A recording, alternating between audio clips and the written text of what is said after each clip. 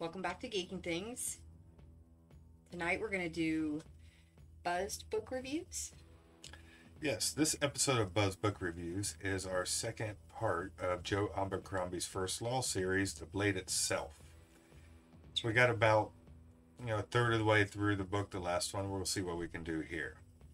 Yeah. So where we left off at was... they were trying to find another place to go do their stuff. They're inquisiting. Yes, Severard. Yes. Did I get that right? I think so. That sounds good. Yes, and this is full spoilers. We're going to talk about everything we can remember or think of.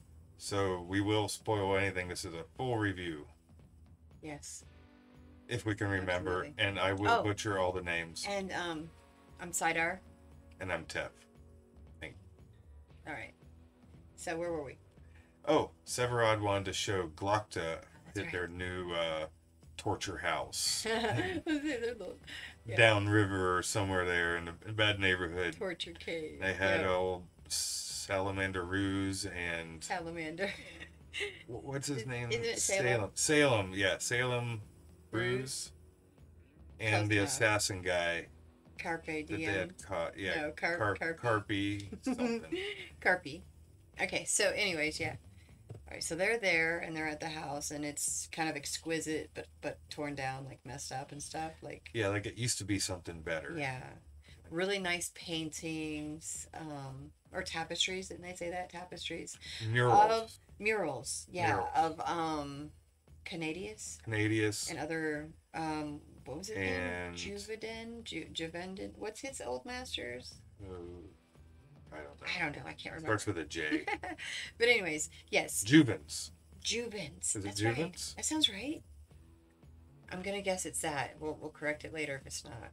And then the whole story of Canadius killing Juvens and 11 of the Magi rising up to do something. Okay, so then the next scene is all the dudes with 3 trees. You know them? Yeah. Yeah, the Logan Nine Fingers old crew who thinks he's dead, so they're all kind of picking themselves up, trying to figure out fighting over where they who's are. Going to be the new leader. Yeah, and old Big Dow or Black Dow. Black Dow. He thinks he should be the leader. I don't know. I guess because he's the strongest or something. Yeah, but 3 trees. He Nine Fingers like second in command anyway. So right. So he says it falls to him. And they eventually just accept it and go with it. Yeah, so then it's almost like they turn the corner and then there's a whole big camp of the what do they call them? Shankers. Okay. Shankers. So we originally thought they were Shankers because we're listening to audiobook and the reader does a British accent when he says this word and it sounded like Shankers. So but that's apparently how they would say Shanka. They call it Shanka. They call it the Shankas over there, and they're like, well, yeah, it's just probably a Shanker. But no, it's a Shanka. Okay, so the Shankas are there, and they have a little scramble. Well, Dow's like, go get in position. When I give the signal, come on in, do what you need to do, right? And they're like, well, what's the signal? They're like, I don't know. And so the signal is more like a Leroy Jenkins type thing, where he just kind of fucking just runs in there and goes, Leroy Jenkins! It wasn't supposed to be that way. There was supposed to be a signal, but I don't think they remembered to get the signal. Nobody discussed what it was supposed to be, so it was kind of like I mean, we're already here. What do we do? They screwed them all up anyway. It didn't matter, they're kind of they out-leveled those guys quite a bit. A lot there. Yeah, they got that special buff going. They visited the druid. He got marked with a while. So there's that V guy, Varaz, something like that. But usually Varuz, yeah. Yeah. And then he's going to spar with because he West and everything. Stuff, but he's not there. But instead of them being there, it was Glockta. Right. Okay. And Glockta's like, why are you doing this, man? I mean, he's messing with him. Yeah, he's just kind of fucking with him because he's testing him. I think he's testing his to see, what his resolve is with it. Well, the whole thing at the end, he's like, dude, that's how I was, just like you. See how it turned out? Yeah. Yeah. I got left behind. They pulled out half my teeth, broke my legs, hips. You don't even want to know what else. That's so sad. He's like, yeah, you don't want to go down that path. They do it for the right reasons, not All right. not country. The first third of the book, I thought Galacto was probably like just a complete douchebag, and then now by the second set, you end up being a little bit more like, okay, I could see this guy's reasoning, and actually have to say I look forward to the way he is so sarcastic in his own head. Yeah, yeah, his, I his love under the breath. the reading inside their minds what they're Yes. not saying out loud. Mm-hmm. That's awesome, getting in all the different characters' heads. That's one of my favorite things about this series so far, I think, is that all the characters do that. It's really kind of cool, especially Galacto, though. And his are especially, I don't know. I mean, he's kind of a dick, but it's really funny. Yeah. I like him. I end up liking him. I don't know. But anyways, so, okay, so where were we? Giselle does that. He ends up talking to him. He gets kind of mad about it. He storms off or something, or just leaves or whatever. Yeah, because... Like, you're a jerk, whatever. Yeah, he's like, fuck you, man. But then he runs into yet another person. So he runs into Sulfur. And he also kind of... He gets all upset. He's like, you want to quit? Pushes him around like, he's like... man, you got all this? Yeah, exactly. Like, you've got this opportunity that everybody wants to have, and how dare you? And the guy's like, are you kidding me? You're the second person to be giving me this, this grief over this, and... I'm just going to quit then. You guys just leave me alone. And he's like... And then what? He's like, fuck this shit. So he's like, you know what? Screw this. I'm quitting. Until... And he's like, I'm going to go to Mr. West's house. I'm quitting. So he goes there. But, instead, West wasn't there. Nope. His sister was. A little bit buzzed. Just a little. And she thought his idea was absolutely hilarious. Ludicrous. Like, yeah. Kind of overboard, but... I think she went a little overboard, honestly. I think it would have been well more accepted by him if she would have just been a little less just in your face offensive, and would have just been a little bit less like, well, okay, I can see why. It lights the fire. I understand. I see. It's just, I was shocked by that scene. I really was. I was really shocked. I was like, oh my goodness, this is happening. But lights the fire under his ass. He's like, all right, I'm going to go win this shit now. So he goes, he goes, starts practicing. He's like, I'm going to train. He starts, did it start running around the city right then? I think so. He's all pissy. He's like, fuck y'all. He's going to run. And then, the next time he sees West, they're like doing duels. He like starts whooping him all the time to the point where West is like, I'm done with this. He's embarrassing me on a daily basis now. I can't have this anymore. Yep. So then he's like, he's ready for that tournament. That one of the names they get from the assassin is that Hornlock? Hornlock?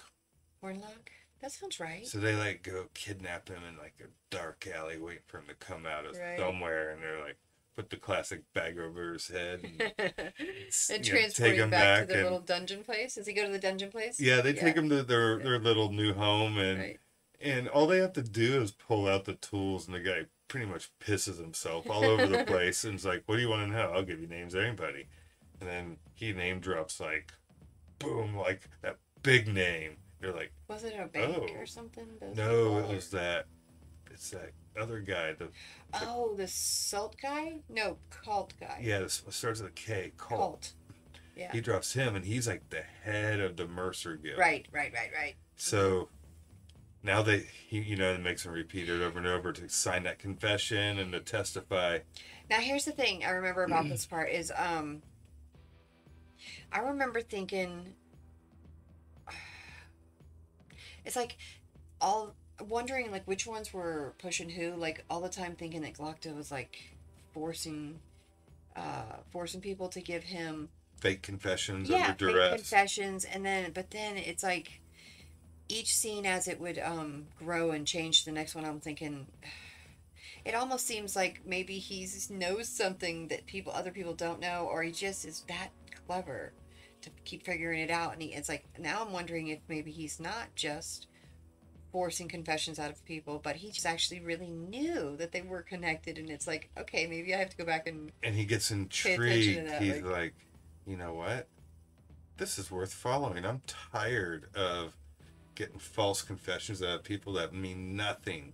Now these are the real thieves at thing, and we might have what we need to take them down. Right. I don't know. So it starts getting pretty interesting there with that. So yeah, they start opening that up.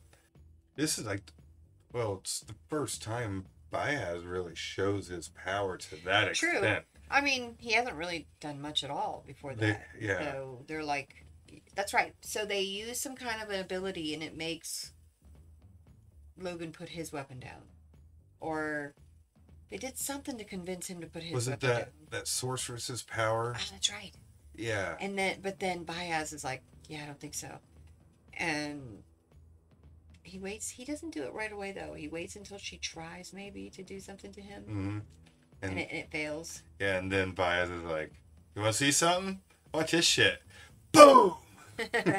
And there's just ashes everywhere. I know they don't call it this, but it's like wizard's fire or whatever, all over the place. Yeah, it was annihilation, ashes. Yes. Nobody was left. Everything's on fire. Trees are burning, you know. Everybody else is looking over at Baez being like, who are we protecting here? I mean, come on, man. You don't need us. It makes me wonder why I really need to be here. You don't need any of us. Exactly. So that was pretty cool. I like Baez. I guess I didn't particularly love him in the beginning, but Baez is a dick. He is growing on me, though. He's a funny dick. He's growing on me, though, because he has his ways. But then I guess most wizards do, or whatever you want to call him. Yeah, he's a wizard, right? Yeah. And they're on their way to Adua? Yes. How do you say that city? Adua. Because they, Baez, earlier they said, they let it loose, hey, the first of the Magi is coming back. He wants his seat back on the council. Right. Like, no, he hasn't been. Whatever. Nobody even remembers what he looks like. And, except for the statues. Except for the statues, yeah. So they're on their way there, and oh, that's right. That's where they're going. They do get there. They get to the city, and they are ragged, and well, obviously, Baez looks like what was it? A meat cutter, a butcher. He looks like a butcher. So, and none of them look very good for any presentation. So they go into the only place they could think they could find the right things for their presentation. Yeah. So they go into a costume shop. And they get themselves some very outlandish costumes, actually. They make Logan dress up like he's a prince. I don't know if he really is or not. I don't remember that.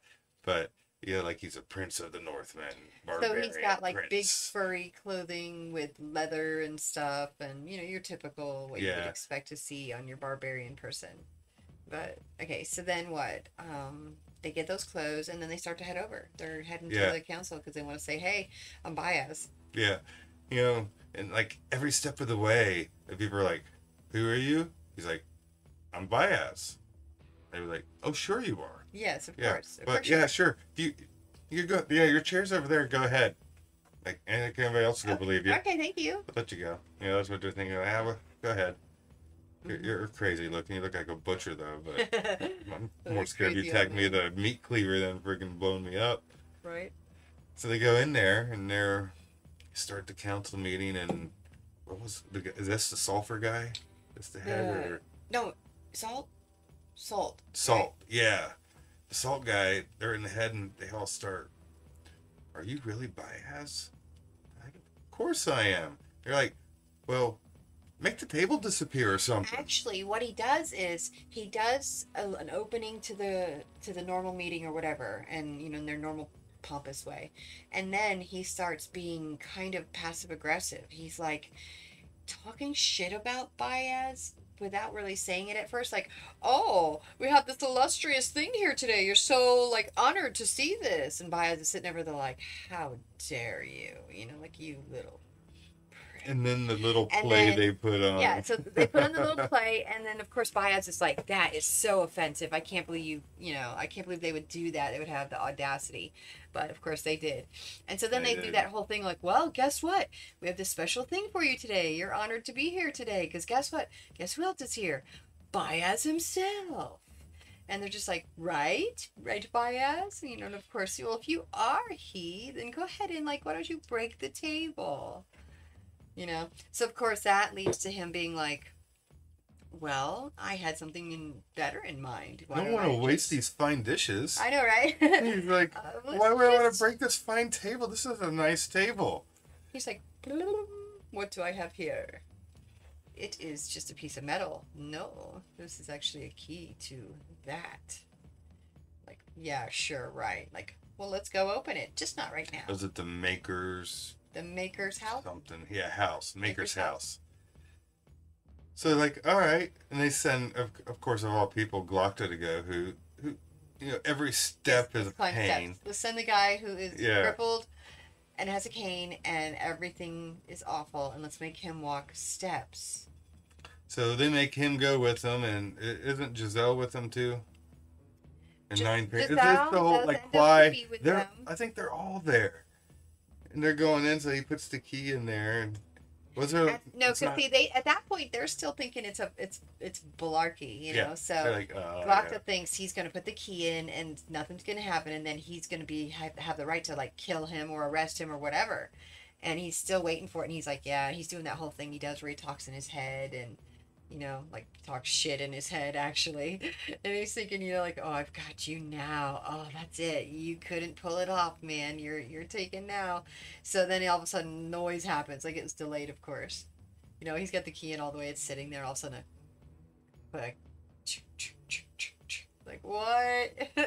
Something's happening, and then it like clicks and does another one, and they're like, oh no, it can't be. It couldn't be. Mm-hmm. Of course it is.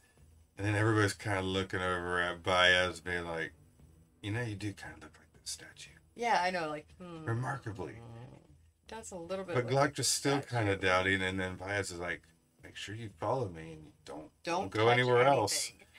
Step where I step. And somebody's saying that shit in a place that's called House of the Maker that nobody in living memory has, like, been into. So they're like... What? They're just looking around at all this cool space age whatever kind of stuff. Baez is so matter-of-facty, like, you are so blessed to be here while I'm opening this today. Yeah. You're so honored. You were very honored. Like, this is great. Nobody's even been in here. You sound like Mrs. Poole. Okay, thanks. Anyways, I liked her a lot when I was a kid. Yeah. So they're following him through passageways or whatever. And then they come to like this portal and they can see outside. And they see that they're like at the top of the tower. That's right. They were just walking down hallways. Yeah, they're just walking down hallways. Walking down different hallways. And when they get to the end of one hallway, he's like, come look at this view. And they go to look at the view and they realize they're really, really super high up. And Glockta's like... And they can see everything. This doesn't freak you out to Jezebel? Not Jezebel. Giselle. And Giselle's like, what do you mean? He's like... Do you remember going up any stairs or up any ramps? All of a sudden he feels And Glockta's like, I would know. I could tell you how many exactly. And then he's like... Yeah, like, I don't remember walking up steps. You're right. No, this isn't he cool feels anymore. nauseous all of a sudden, like, oh my goodness, this is too weird. I just don't get it. Okay. So... Yeah, again, we just kind of skipped over some stuff because that was a cool little thing to follow. But before all that happened, Glockta got some of that information and went to the Mercer's Guild and arrested or killed pretty much everybody in there. Pretty much. And they got to the guy at the end, he's like ready to like jump out a window or something. And no, was it the... Cult, that guy. The cult. The K guy. Yeah. Yeah, he's getting ready to just end it all. And he's like, man, here's a bank and a university. You're able to find where the shit's going on? Go start there. Right. Okay, so next... There's a time where it was West. Oh, it's West, right. West actually went to Jezebel and said, what's up with my sister, man? Giselle. Whatever, man. Giselle. Okay, so West goes to Giselle and says like, "Man, what's up with my sister, man? Alone, man. Yeah, I don't want you laying anything there, man. You got that's hands off. Besides, I don't think Mom and Daddy would like that. You don't want to bring that home. Yeah, they'd be pissed."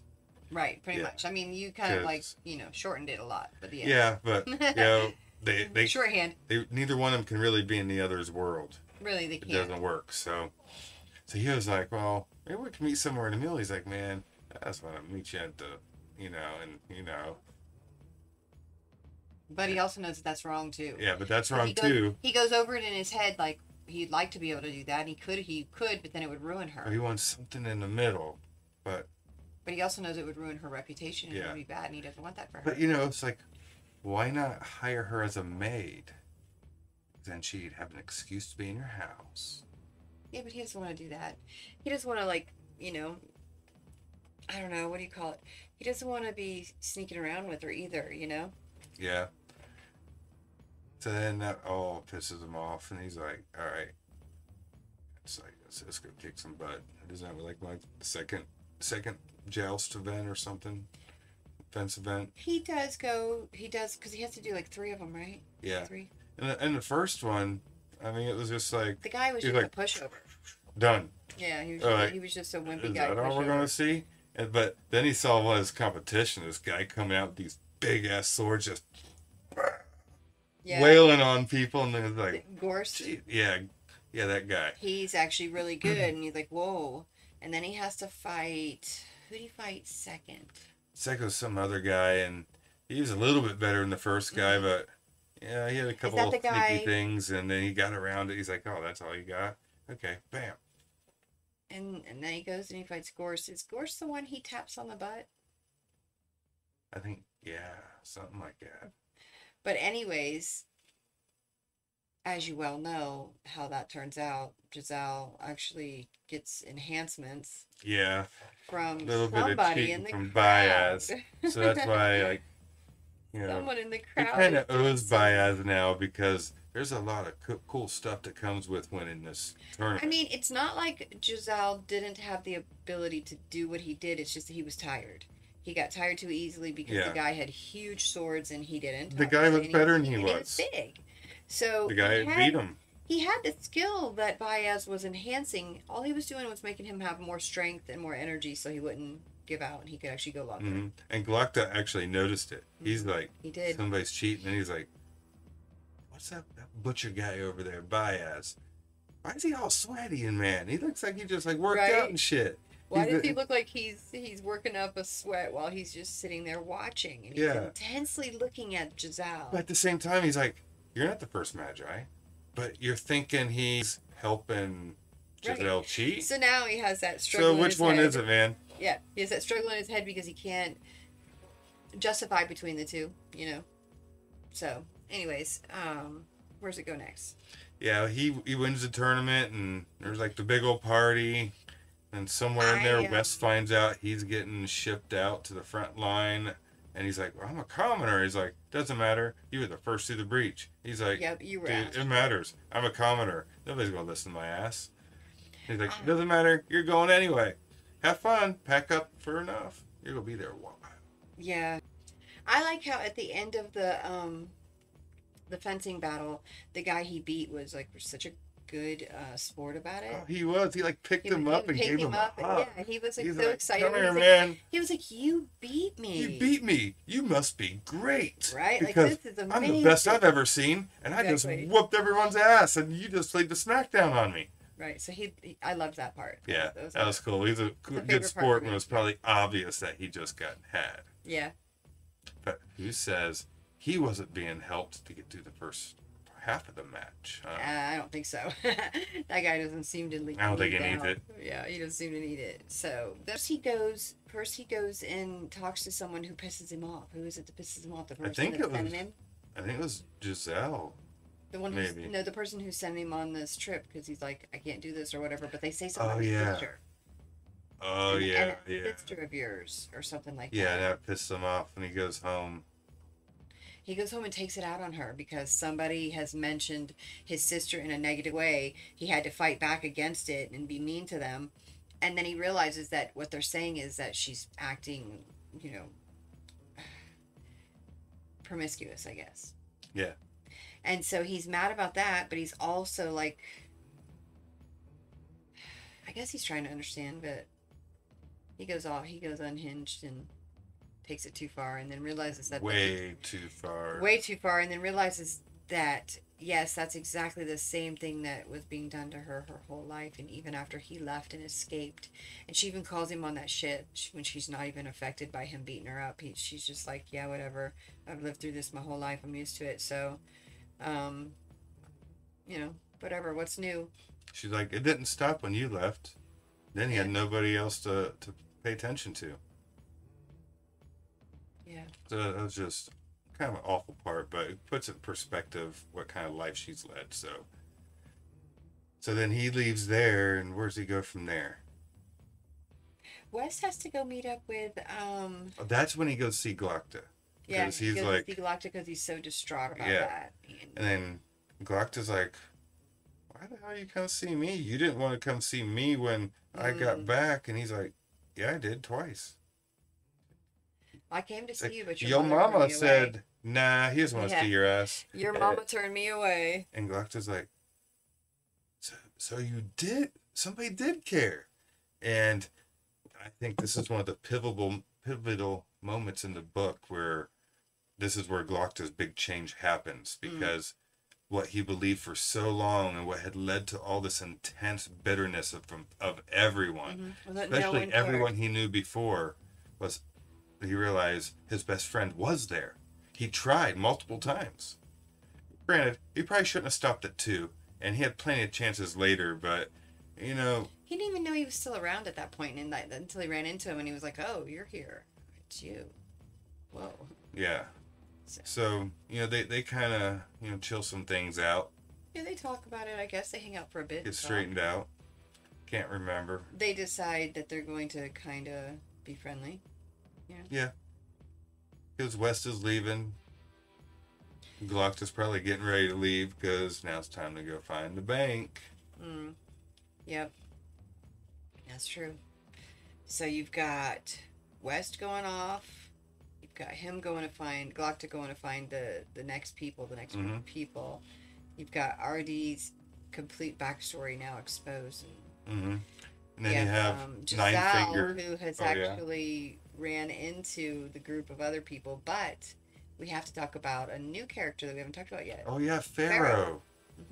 Yeah, Pharaoh comes up with Yulway. Yeah, she was like Pharaoh and Yulway. She's like burying her people that were with her, even though she couldn't call them friends. She wasn't sad to see them dead, but Yulway, helps get her out of there because like the eaters were after her. I don't know what they were wanting to eat or anything. I think they eat people.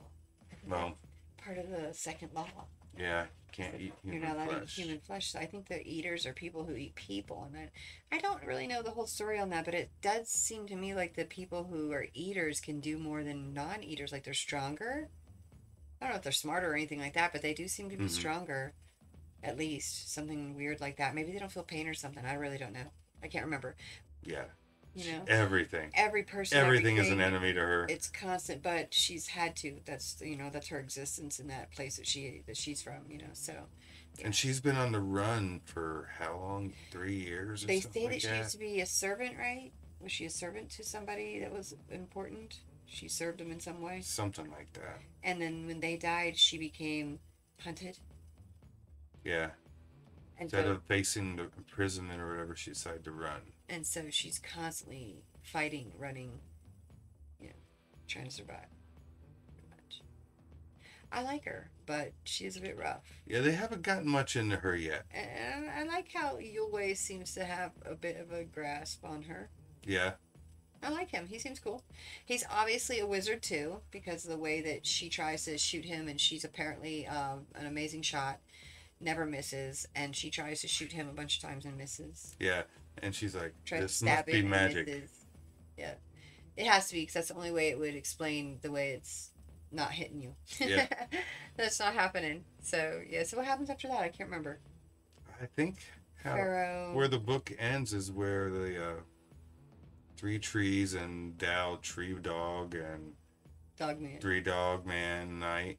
I don't know. All of Nine Fingers group, they wanted to tell somebody the Shankas are coming. The Shankas, it just sounds so weird saying it that way. That's right. They want to tell somebody, but they're like... So, they're like, well, Well, Beth thought. No, nobody really. They talk about it and they go, "Let's tell somebody," but they say, "Who would we tell? This person's dead. That person's dead. Yeah. There's nobody left. This Like, person well, let's go doesn't tell care." Beth thought.